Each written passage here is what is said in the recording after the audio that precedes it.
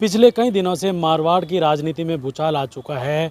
बाड़मेर से पूर्व विधायक मेवाराम जैन सीडी प्रकरण में अब एक नया मोड़ सामने आया है। आपको बता दें कि देखिए, जिस तरीके से जोधपुर के राजीव गांधी थाना इलाके में मामला दर्ज किया गया, दर्ज होने के बाद पीड़िता ने 161 के बयान दिए और 161 के बाद 164 के बयान जो मजिस्ट्रेट के सामने होते हैं, उस बयानों में पीड़िता और जो आरोप लगाने वाली महिलाएं वो सब मुकर चुकी है। अब आपको देखना होगा कि इस पूरे मामले में किस तरीके से जांच होती है।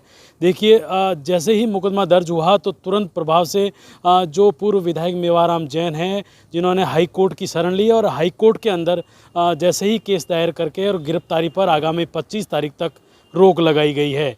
देखिए, इस पूरे घटनाक्रम में सबसे बड़ा सवाल राजस्थान सरकार, जो वर्तमान की भजनलाल शर्मा सरकार पर सवाल खड़ा होता है कि जिस तरीके से राजस्थान सरकार के बदलते ही डबल एजी नहीं बदले गए।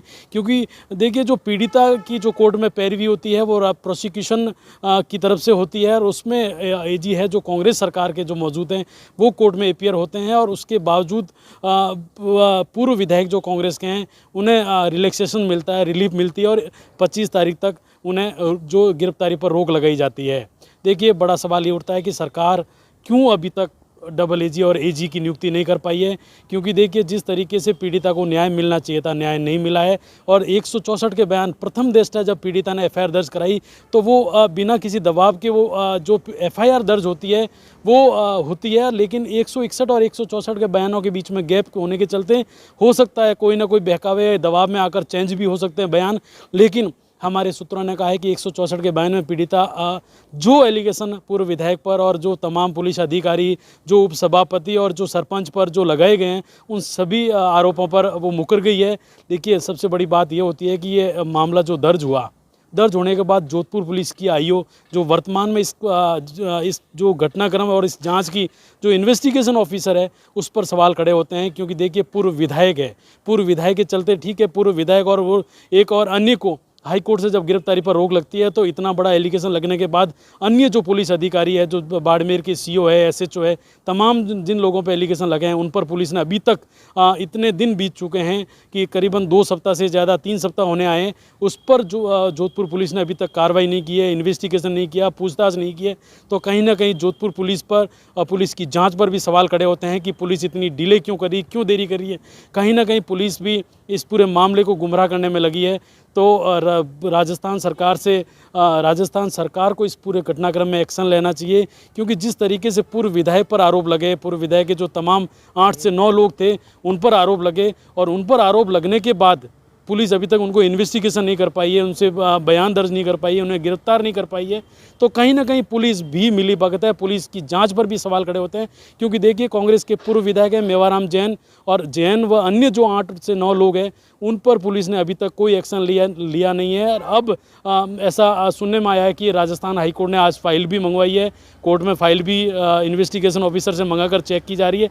देखिए, अब इस पूरे घटनाक्रम की 25 जनवरी को सुनवाई भी है। लेकिन सबसे बड़ी बात है कि अभी तक इतने दिन बीत जाने के बाद पीड़िता की जो प्रथम दृष्टया जो एफआईआर दर्ज थी उसकी कंप्लेन पर पुलिस ने अभी तक कोई कार्रवाई नहीं की है। कहीं ना कहीं पुलिस, जोधपुर पुलिस की इन्वेस्टिगेशन ऑफिसर तमाम पुलिस अधिकारियों पर जो आरोप लगे हैं उनको बचाने में लगी है।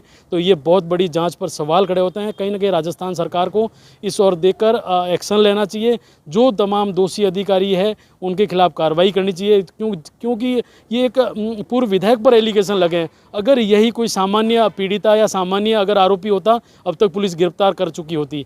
क्योंकि देखिए, ये पूर्व विधायक पर मामला लगा है, पूर्व विधायक पर एलिगेशन के बाद उनको गिरफ्तारी पर रोक लग गई।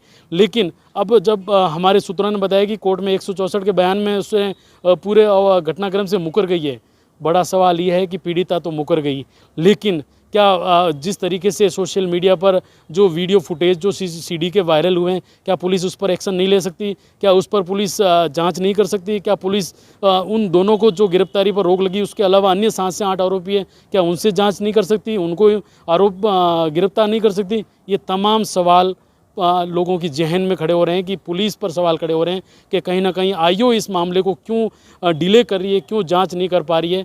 तो अब ये देखना होगा कि किस तरीके से उस पीड़िता को न्याय मिलता है या नहीं मिलता है। ठीक है कि पीड़िता मुकर गई, 164 के बयान, हो सकता है कि 161 और 164 के बयान के बीच में गैप रहता है तो दबाव में आई हो या जिस तरीके से भी बयान दिया हो, लेकिन जो 161 के बयान और जो सर्वप्रथम एफआईआर दर्ज होती है, उस एफआईआर के अंदर जो स्वतंत्र तरीके से वो एफआईआर लिखी गई है, उन पहलुओं पर जांच हुई है क्या, ये तमाम जोधपुर पुलिस की जांच पर सवाल खड़े करते हैं। अब ये देखना होगा कि पुलिस क्या कार्रवाई करती है या नहीं करती है, पीड़िता को न्याय मिलता है या नहीं मिलता है।